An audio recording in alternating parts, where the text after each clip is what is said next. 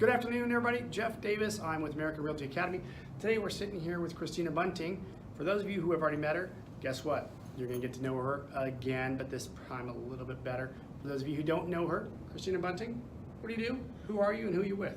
I am Christina Bunting. I am with First American Title. I am a marketing rep.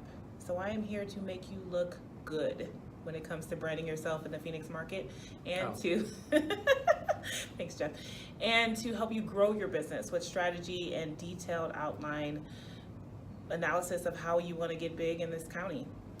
So, in all truth being told, she and I actually were at a happy hour yesterday, so we're throwing off our schedule. Today's Friday. Today we had a meeting with a couple of our agents, and we sat down with agents who are brand new. They got their license, they're excited. I wanted to come in and bring Christina in, sit down with the agents to set up basically a game plan for the agents. If you graduated, you got your license activated, but you haven't yet picked out a niche market, this is what we're trying to encourage. Christina Bunting, again, she's at First American Title. She is a genius when it comes to marketing. For example, she's helped me with my marketing. I've gone up, 22, 23, 24%. That's thanks to her efforts.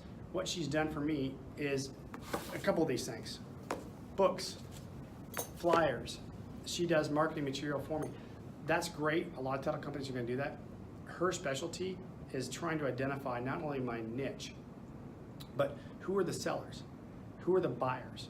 She has tools at her disposal that are helping me determine who's likely to be selling in the next 6 months, 90 days, 30 days. She has tools at her disposal that even if I do have them, I'm not using them until I sat down and she started getting me on a path to really, really grow my business. So much so, any agent who's now coming to work with us, we're automatically sitting down with Christina Bunting. I love her. She's helped my business grow. We did 2 more agents just this afternoon, so a little bit exhausted. Yes, we'll probably go have a cocktail after this, which is after all why it's Friday happy hour. So I want to kind of turn the tables over and say, you just left some agents. Yes. What did you go through as a small recap? I don't want to take 2 hours, but in a nutshell, what did you offer to the agents? And what are you trying to help those agents do? I'm trying to help them come up with a plan.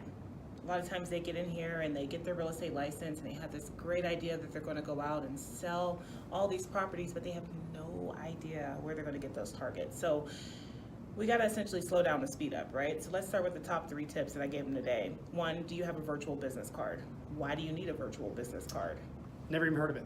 Before today, I have never even heard of a virtual business card. Explain.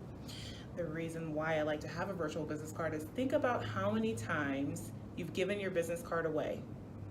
And the person that you gave it to, now you have to be retroactive and wait for them to contact you. Imagine how much more powerful you could be if you sent them a text message, which one, you captured their phone number, you've given them your virtual business card that they can now save as a contact, and then you're able to market to them beginning that day and going forward.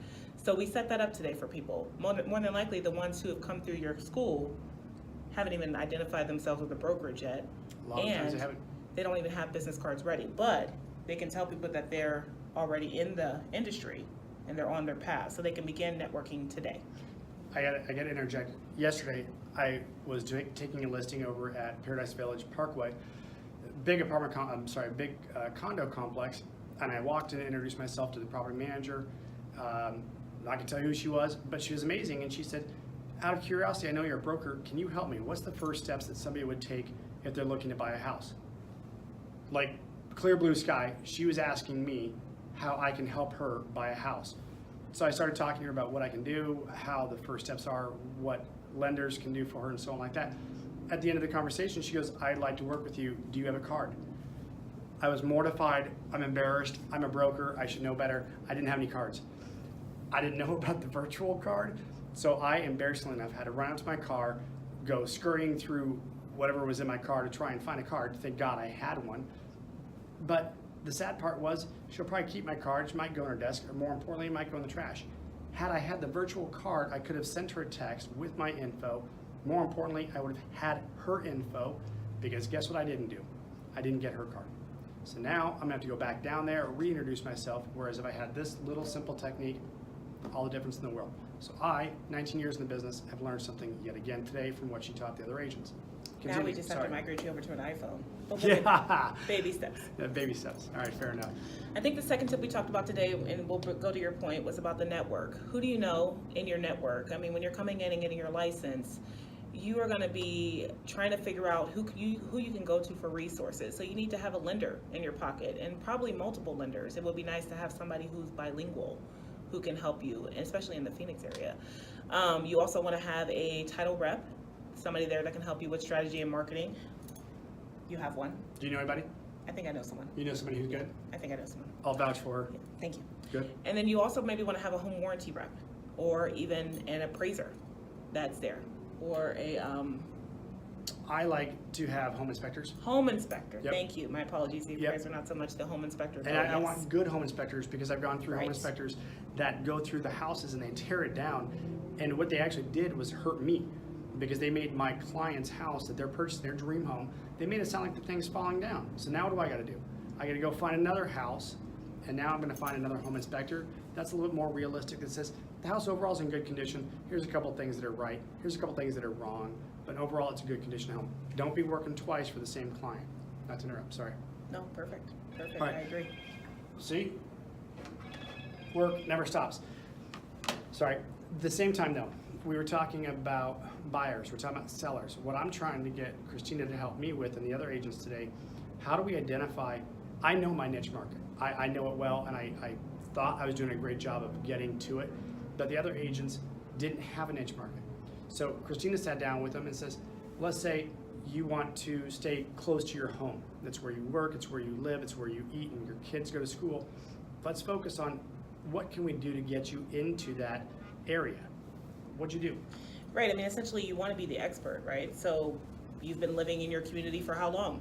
That makes you an expert in your area. So there are other ways that you can kind of be a little passive with getting people to get to know you and get to knowing that you're a real estate agent. So if there's an area with a lot of kids, think about the holidays that are coming up. You have Easter.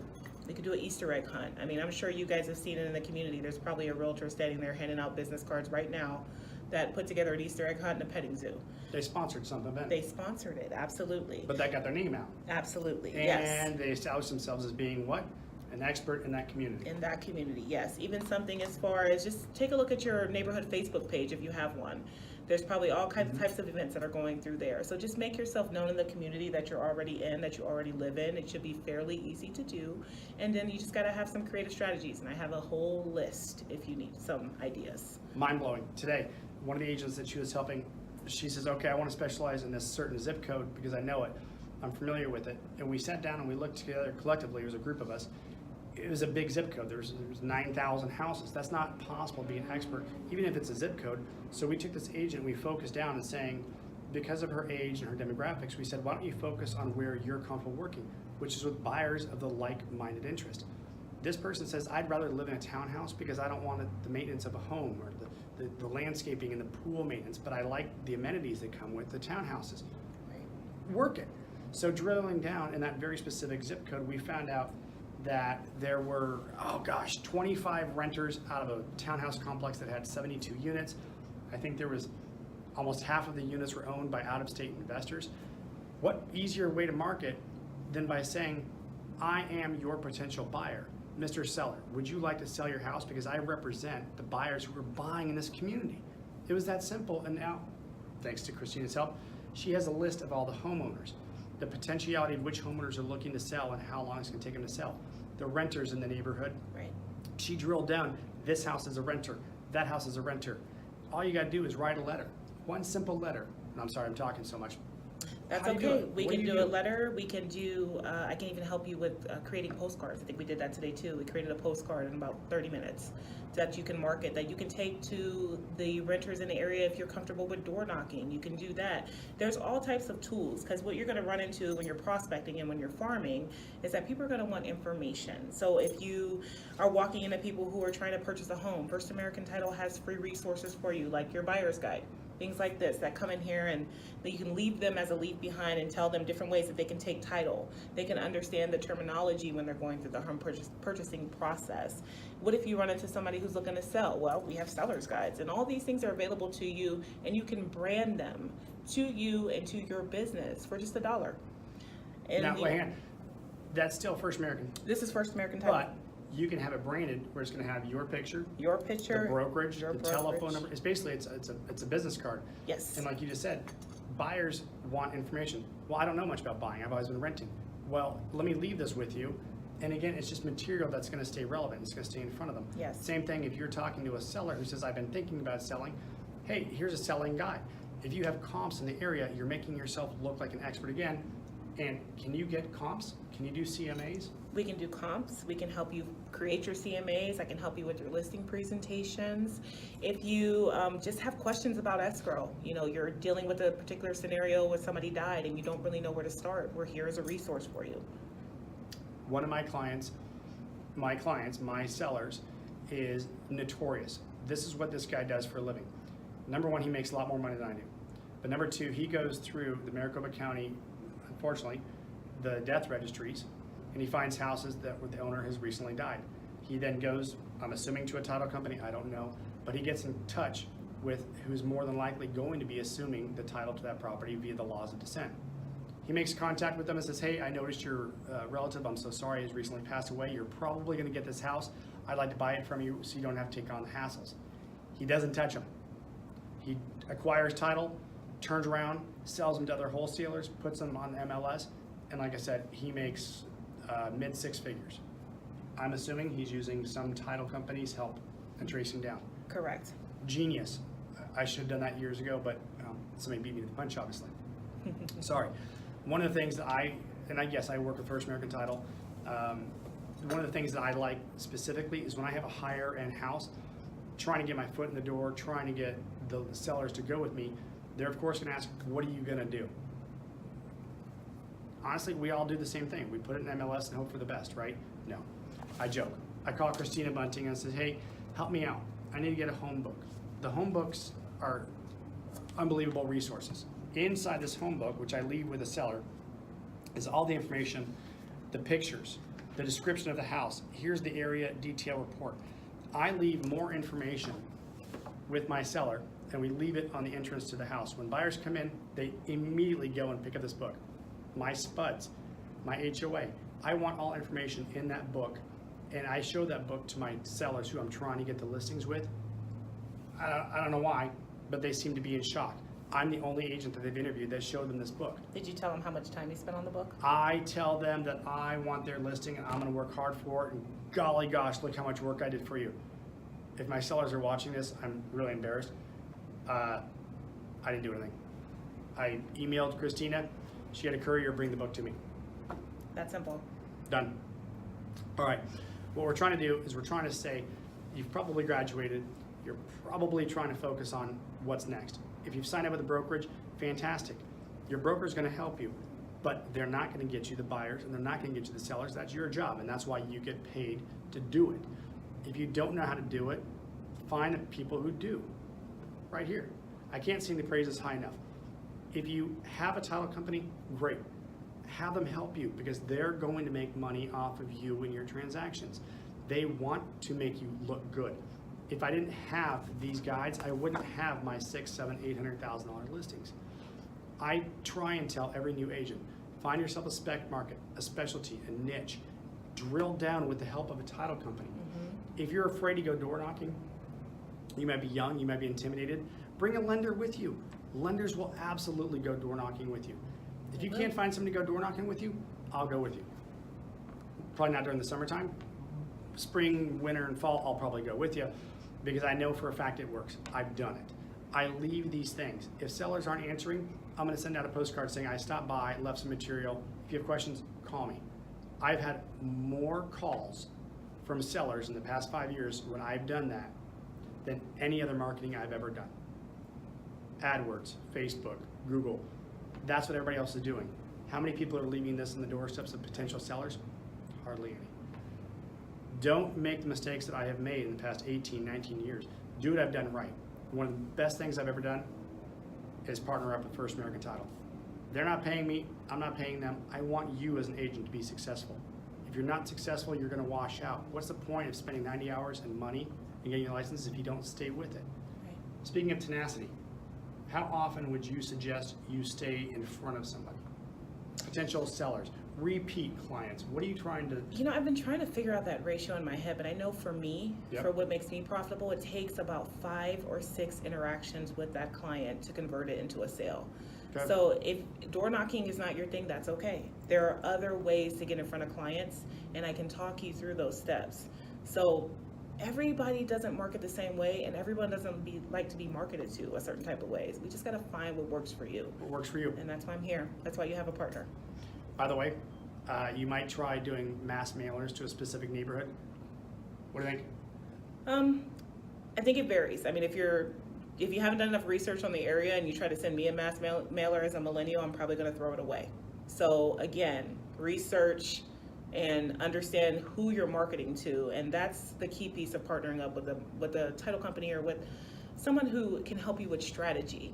Because everybody's been doing those mailers for years, and I don't know what the return is. Not good. You know how I think know I it's throw not away good? flyers. I did it. I did it, folks. Don't waste your money. Right. Let me teach you what I've done right. Let me teach you what I've done wrong. I'll be embarrassed for a couple seconds, but I'll get over it. Right. Again, find an expert. Have an expert drill down on your niche market. Determine what you want to do. Find the people who can help you and make you look good. Right. You got your license. You're working on your license. Get out there and make the money. Find the help. Find the help. That's it. Happy hour. It is 4:35, guys. I gotta go. I'm Well, parched. Before we go, can I give them my phone number? Do you mind? I don't know. Do you guys want our telephone number? I think it's probably a great idea. My apologies. Christina Bunting. If you want to reach me, please feel free to call me directly, 602-954-3644, and we'll set up time to talk. All right. And what office are you with? I'm with the Camelback office. So I'm located at 2201 East Camelback Road, Suite 120. Also hold a lot of training classes there too as well. So reach out to Jeff and you can get a hold of me. I'm intimidated because I You forgot to shouldn't ask be. the one question. We just discussed a lot. How much is this going to cost me? Oh, that's right. So if you want to use any of the resources that we talked about today, they are free of charge. Oh, should I repeat that again? What? They're free of charge. Yeah. But Who if makes you me want look good? if you want to brand them to your name, they are $1. $1. $1. That's about what I spend a happy hour about every 5 minutes. So money better well invested. So we're going to go to happy hour now. Christina Bunting. She is with First American Title. She's at the Biltmore branch. Get in touch with me. Do you have an email? Yes, cbunting, BUNTING, at firstam.com. firstam.com. Stay in touch with us, guys. Jeff Davis, Friday, happy hour. We're going out right now. Thank you to my good friend. Right. Thank you. You're welcome. Stay in touch. Happy selling.